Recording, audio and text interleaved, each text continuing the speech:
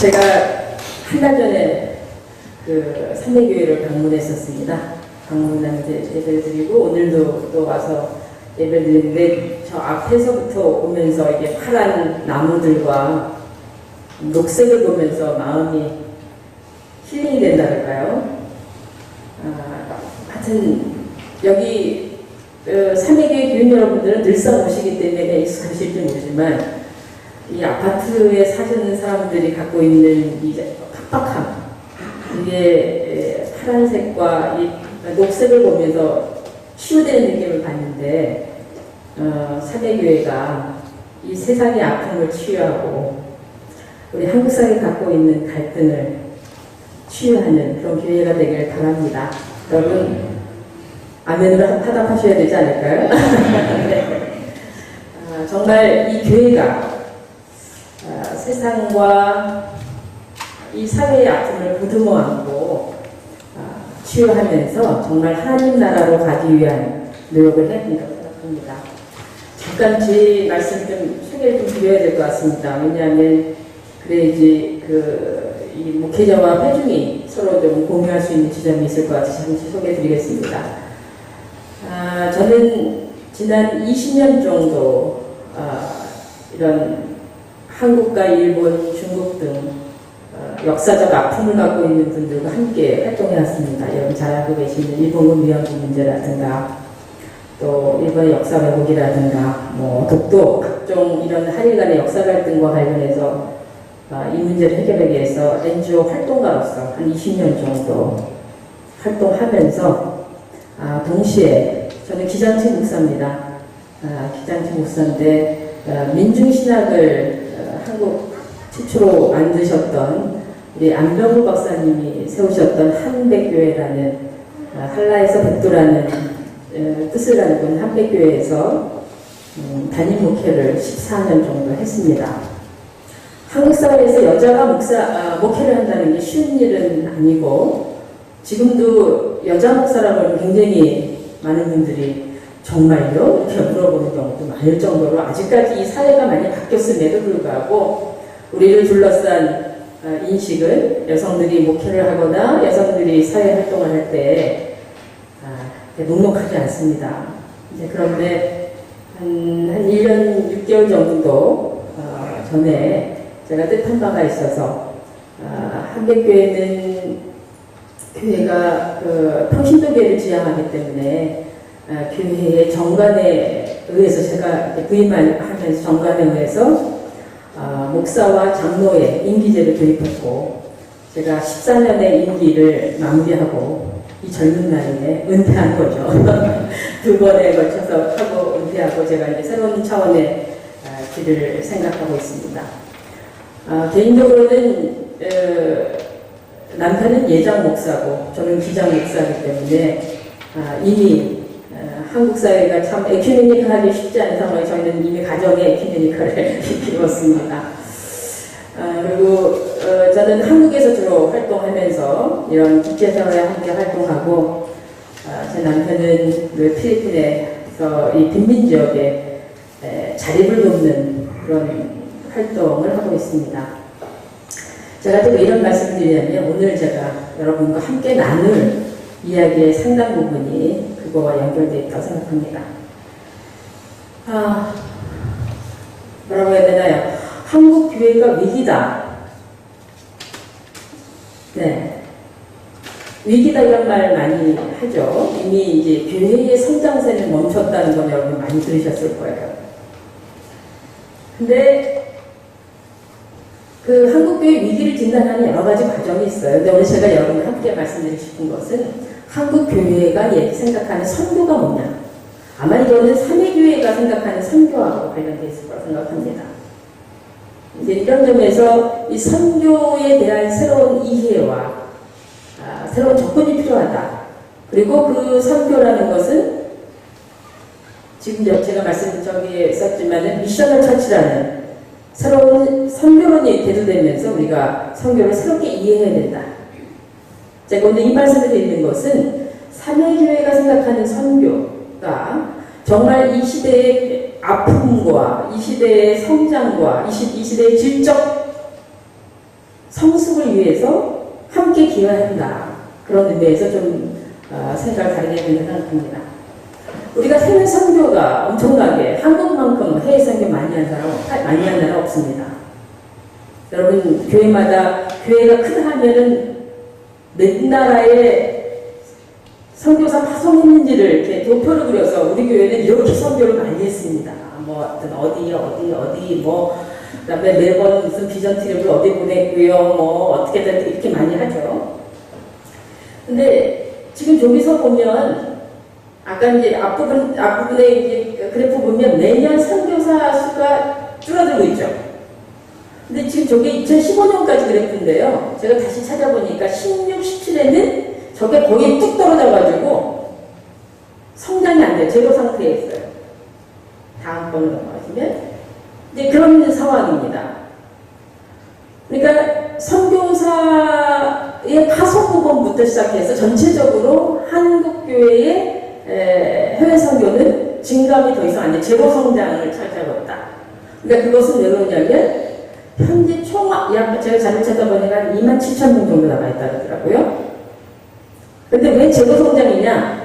그동안 그 선교에 굉장히 허수가 많았대요. 거품이 많았기 때문에 한국 교회가 굉장히 재정적으로 어려워지면서 가장 1순위로 깎는 것이 해외 선교랍니다.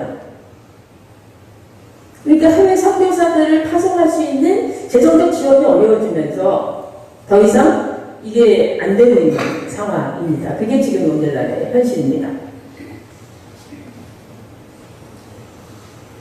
1988년에 그 해외여행 자유화가 되면서 급격하게 선교사가 많이 나왔고 2000년에는 1만 명이 나갈 정도의 굉장히 1만 명의 선교사 있었는데 굉장히 그런 상황이었습니다.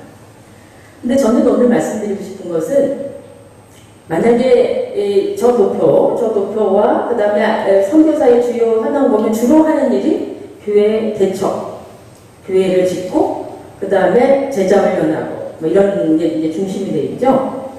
근데 이런 상황인데 과연 이 부분이 만약에 한국 교회가 재정적인 위기를 극복하면 한국의 선교는 달라질 수 있을까? 저는 오늘 질문을 그렇게 좀 드려보고 싶어요. 그 상황입니다. 저는 이 차원에서 보다 근본적이고 성찰적인 방식이 필요하다.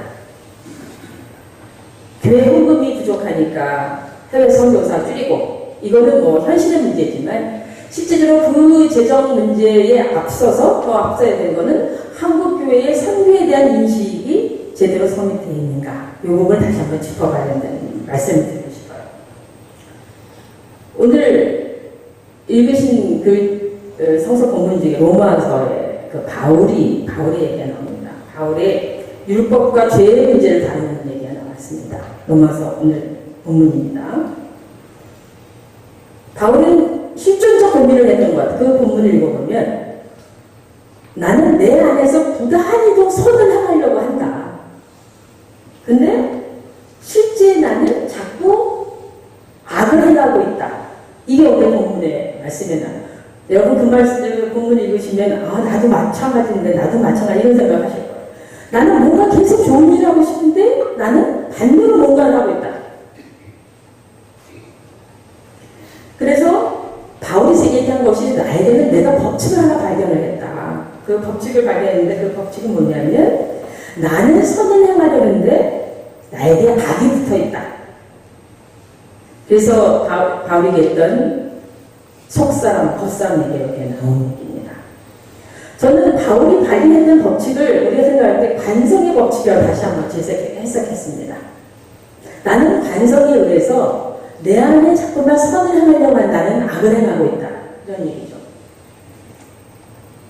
근데 이런 내가 악을 행하고 있는데 내가 실제 악을 행하고 있는지도 잘 모르겠는데 어떤 것에 비춰보면 내가 악을 행하고 있다는 것을 발견했다. 그것이 뭐냐? 로마서에는 율법이다 이렇게 나옵니다.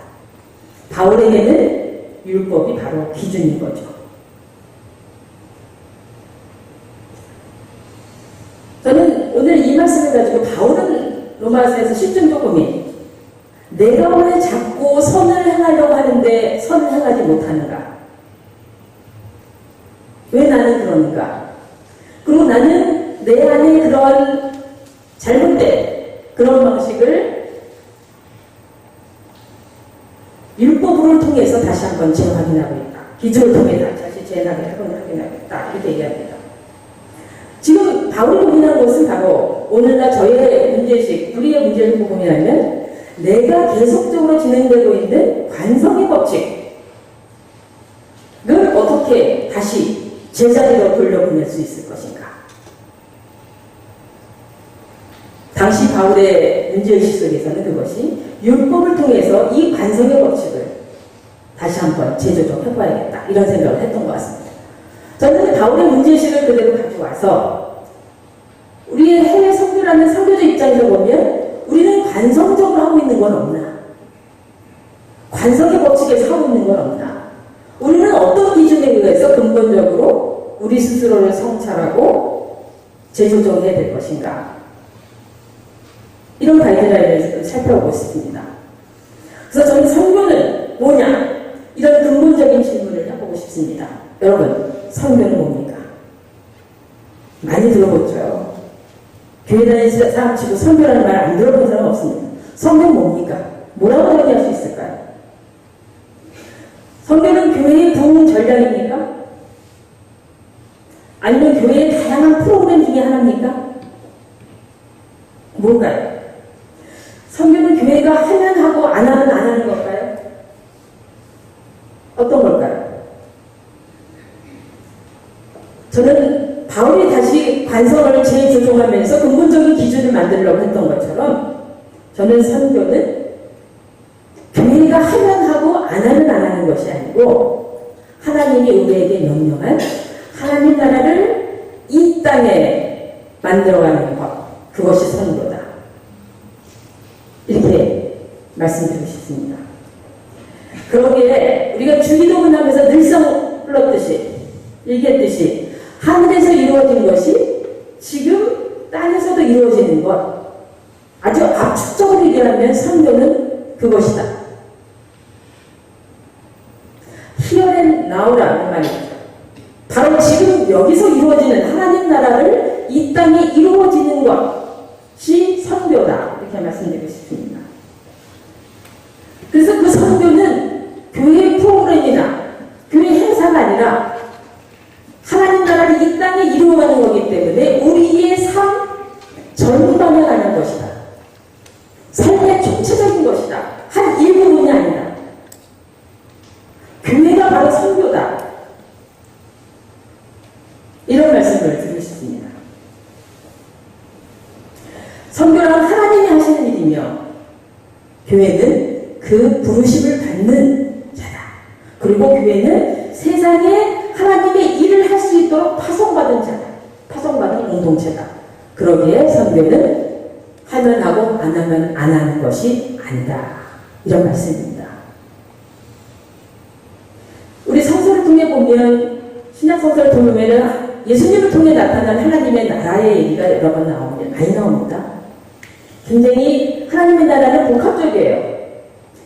개인적이기도 하고 내면적이기도 하고 공동체적이기도 하고 사회적이기도 하고 또 현세적이기도 하고 역사적이기도 하고 종말론적이기도 하고 우주적인 얘기입니다. 저는 그런 면에서 기존의 선교론, 우리가 갖고 있었던 기존의 선교론에 대한 좀 재해석이 필요하다 생각합니다. 우리가 생각했던 선교는 다분히 교회 부흥적인, 교회 부흥을 위한 상당한 부분이 있다고 보여집니다. 기존의 선교는 개종을 시키는 데 목표가 있었습니다. 개종에 초점해가지고 있었습니다. 하나님, 교회, 세상. 기존에서 부분은 교회는 하나님의 위임을 받아서 세상에 파송하는 거예요. 교회는 선교사 파송 주체로 인식되었습니다. 그래서 선교사가 중심이 되고 교인들은 후원자가 되는 굉장히 소극적 차원의 교회에 협력이 되어 있는 게 부분입니다. 근데 새로운 선교로는 지금 오늘 제가 미셔널 처치라는 말을 쓰고 있는데요. 새로운 선교로는 교회 중심이 아니고 하나님 중심이라는 거예요. 하나님 중심의 선교 패러다임이라는 겁니다. 지금 하나님, 세상, 교회입니다. 교회는 어디에 들어있나요? 아까 기존의 패러다임 속에서는 하나님, 교회, 세상이었다면 새로운 선교 패러다임은 하나님, 세상, 교회입니다. 결국 교회의 역할은 세상을 위해 봉사하는 거예요. 교회가 세상에 봉사하기 위해 부름받은 공동체라는 겁니다. 교회는 하나님이 일하시는 선교에 참여하는 공동체입니다. 그래서 누가 목사만 참여하는 것이 아니라 교회의 모두가 참여하는 겁니다. 그리고 이것은 쌍방향적인 것을 지향합니다. 이런 그 새로운 선교적 패러다임이 나오기 시작한 것은 이 누 디긴이라는 선교학자에 의하였습니다. 이 사람은 1950년대 후반기에 영국에 있었는데 35년 동안 인도에서 선교사로 활동을 했다고 합니다. 35년 동안 활동하고 다시 자기의 나라로 들어왔더니 너무 쇼크를 먹은 거예요. 여러분 유럽에 가보시면 유럽의 교회는 어떻죠? 어떠신가요? 유럽의 교회는 웅장한 건물이 있고 아주 오래된 유적으로 고정되어 있지 그 안에 사람이 많던가요? 여러분 어떠세요? 가보시면 엄청난 규모에 있지만 거기에 실제로 예배보는 분은 몇 분 안 됩니다. 텅텅 비어 있어요. 이 뉴 비긴이라는 인도 선교사는 그 상황을 보고 너무 충격을 받은 겁니다. 안 되겠다. 우리가 뭔가의 근본적인 변화를 갖지 않으면 안 되겠다는 생각을 하게 된 거죠. 그래서 교회의 본질이 뭐냐? 다시 고민하게 생각했습니다. 교회의 선교가 뭐냐? 이제까지는 해외에 나가서 개종시키는 게 주요 목표였다면 텅텅 비어가고 있는 유럽의 교회를 보면서 이 변화하는 사회 속에서 복음이 뭐냐는 것을 고민하기 시작한 겁니다. 그리고 이 변화하는 시대 상황 속에서 어떻게 교회가 응답해야 될 것인가 이것을 고민하기 시작했던 겁니다. 이미 교회는 생동감을 잃었다. 그러면 이 내부에서 어떻게 생동감을 갖고 이것을 바꿔낼 것인가?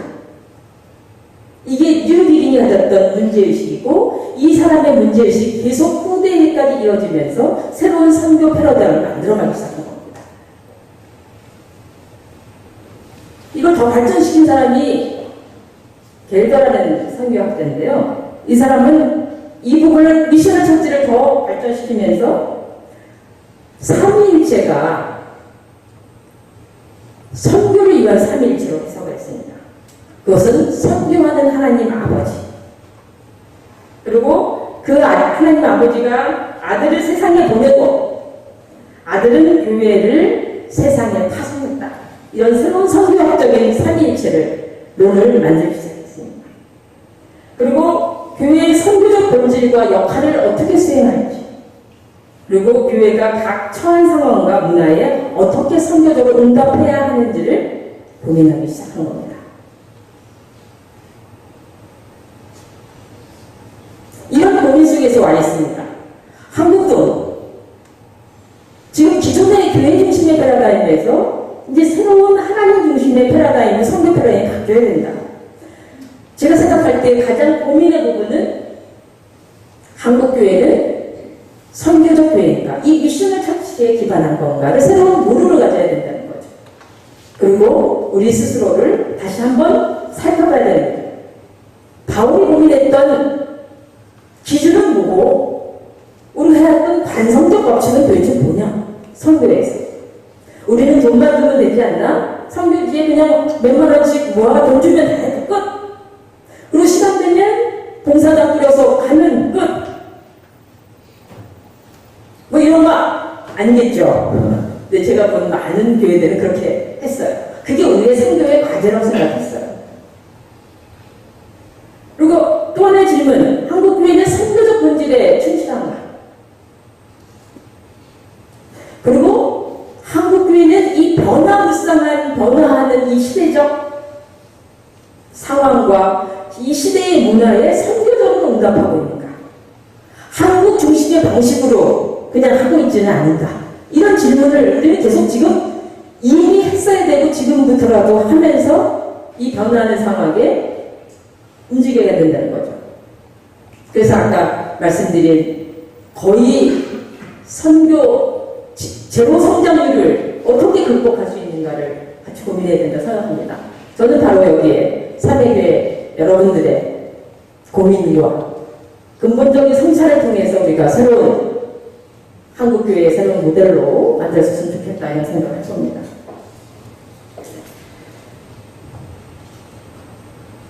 오늘 본문에 마태복음에 보면 수고하고 무거운 짐지다들 다 나에게 와요. 여러분 너무 잘 아시죠?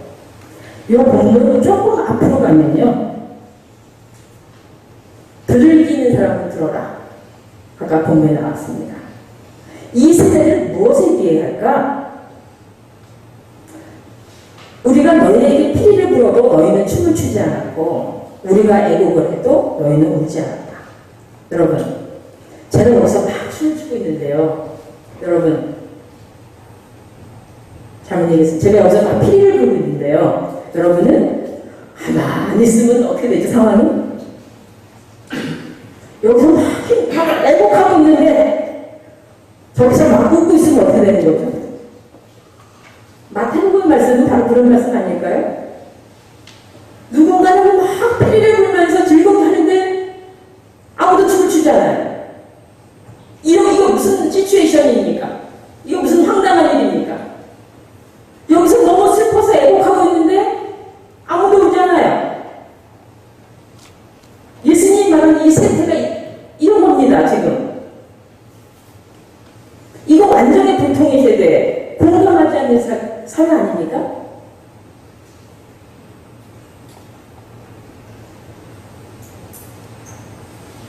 저는 우리가 얘기하는 거는 한국이 막 울고 있으면 다른 나라도 같이 울면서 그걸 공감을 해줘야 되잖아요. 근데 제가 바라봤던 이 사회는 막 울고 있어도 아무도 공감하지 않아요. 그건 네 탓이야.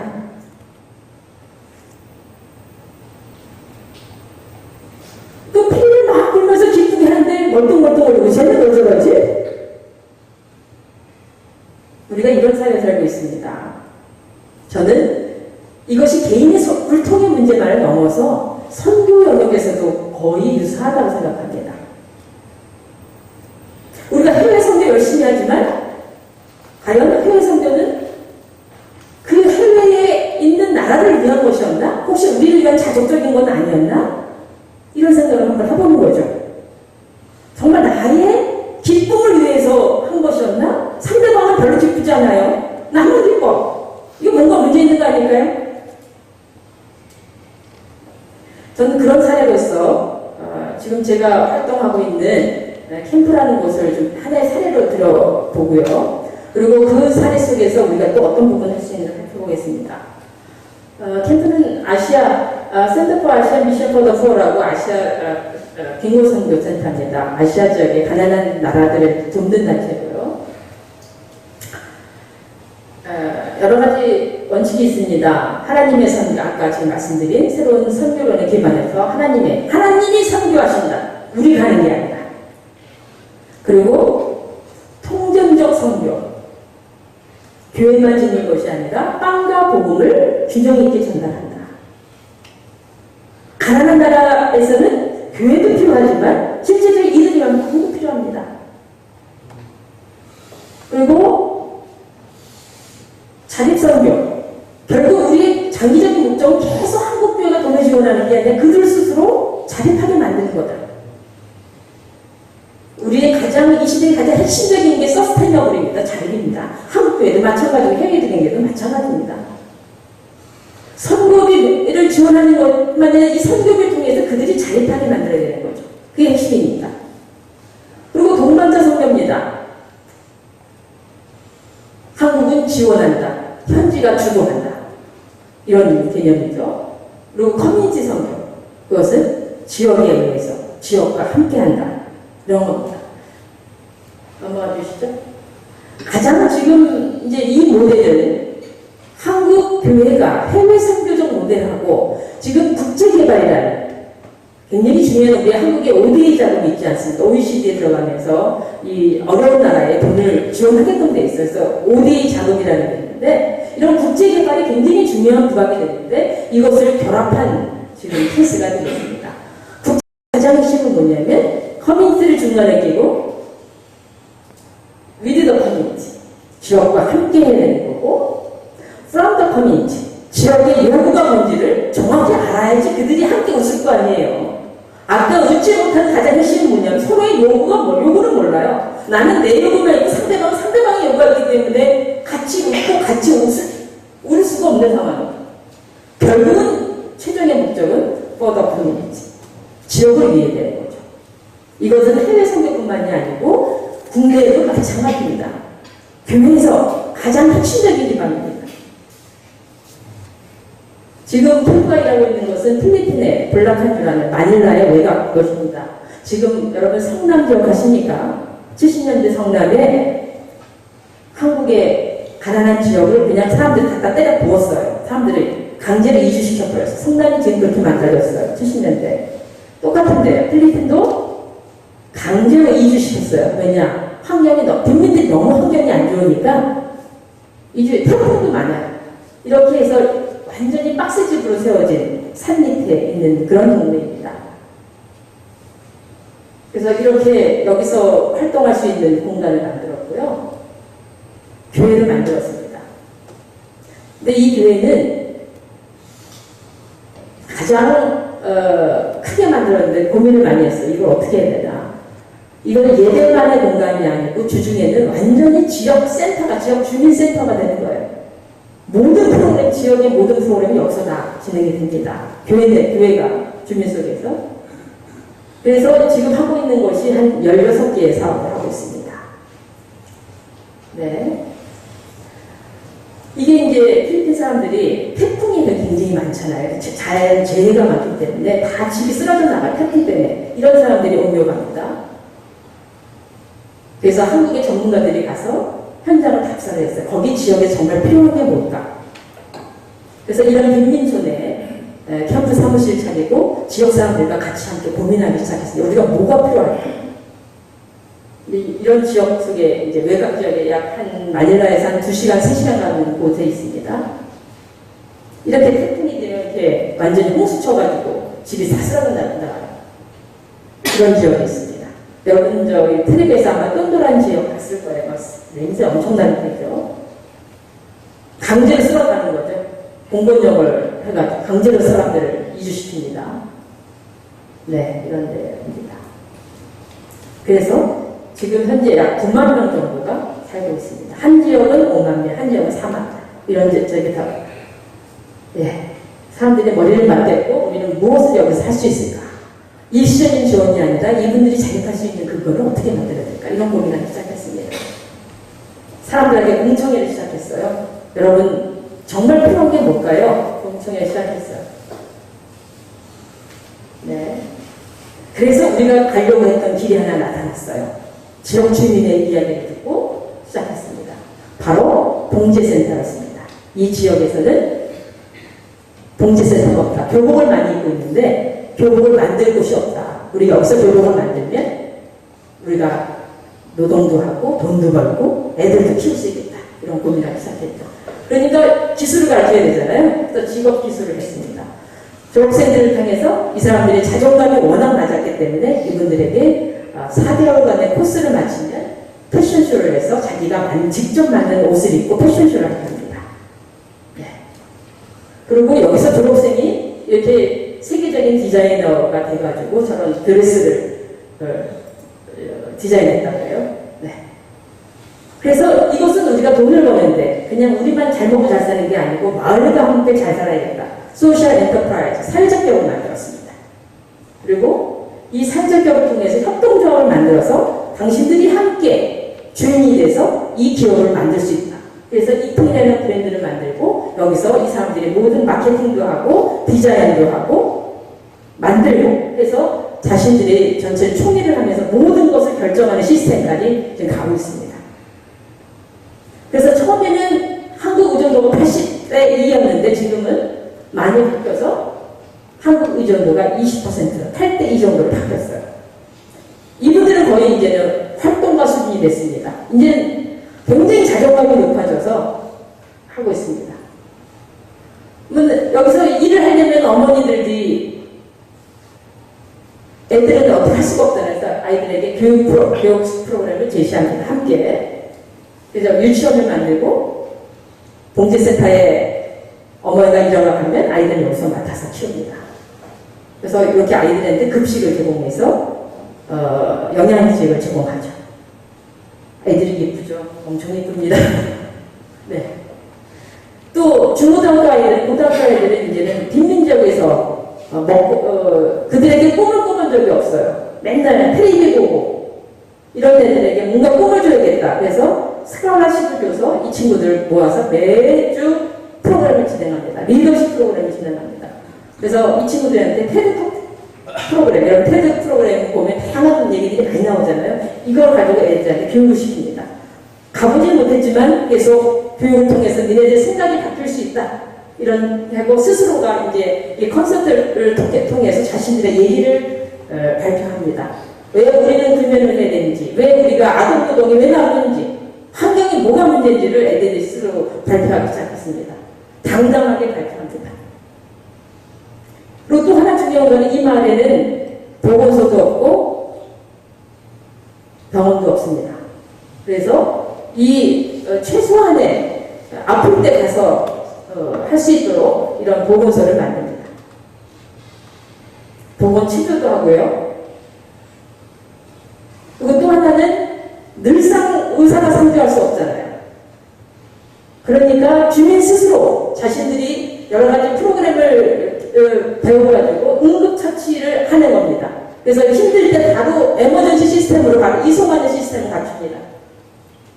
그래서 어디에 이 지역에 어디에 아픈 사람이 있는지 다 마크를 합니다. 그러면 이분이 아플 때 그 다음 어디를 연락해서 바로 지역으로 이동할 수 있는지 이런 의료 매핑을 하는 겁니다. 메디컬 매핑이죠. 그리고 이런 훈련도 합니다. 이게 이제 타워빌의 맵입니다. 여기 보면 다 마크가 되어 있습니다. 어디는 누가 심장질환이 있고, 어디는 천식이 있고, 어디는 뭐가 있고, 이런 걸 통해서 그 다음 시스템을 갖추는, 그 완전히 주민 주도형, 주민 스스로가 스스로 자신의 건강을 지키는 그런 구도로 지금 가는 과정이 있습니다. 저런 마킹이 되죠? 네. 저기서 아프면 그 다음으로 가고, 그 다음으로 가고, 이렇게 넘어가는 과정을 지금 만들어가고 있는 겁니다. 네.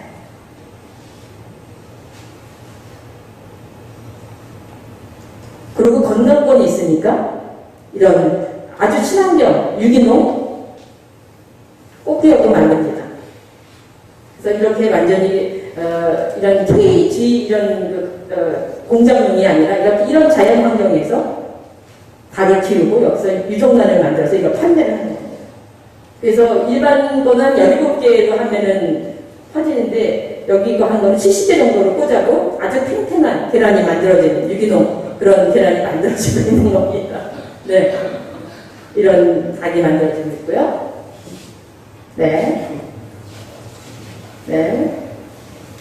그래서 작년에는 필리핀 정부가 주는 그런 그 감사장도 받았습니다. 결국 우리가 갈 길은 끝나고 넘어갈게요. 국제교배의 가장 중요한 게 서스테이너블, 어떻게 자립할 건가? 이 과정을 통해서 계속적으로 만들어가는 게 핵심입니다.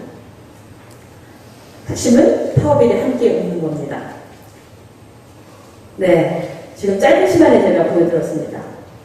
아까 아무리 피리를 불어도 웃지 않는 이 세태, 아무리 애벌해도 울지 않는 이 세태, 어떻게 함께 웃을 수 있을까요? 여러분, 어떻게 하면 함께 웃을 수 있을까요? 함께 울 수 있을까요? 저는 이 선교가 이제는 하면 하고 안 하면 안 하는 것이 아니고 하나님은 일하고 계시다. 이 세상을 향해서 일하고 계다. 그러기에 우리 교회도 하나님의 부르심을 받아서 이 세상을 향해서 일하는 방식은 나 혼자 웃고 나 혼자 우는 것이 아니고 어떻게 상대방과 함께 울고 웃으면서 함께 웃을 수 있는 길을 만들어 갈 것인가. 이제 진지한 고민이 필요한 때입니다. 참여교회 여러분들과 함께 이 세상을 함께 웃을 수 있는 그런 기쁨의 세상이 될 수 있도록 우리 함께 노력하겠습니다. 네, 감사합니다.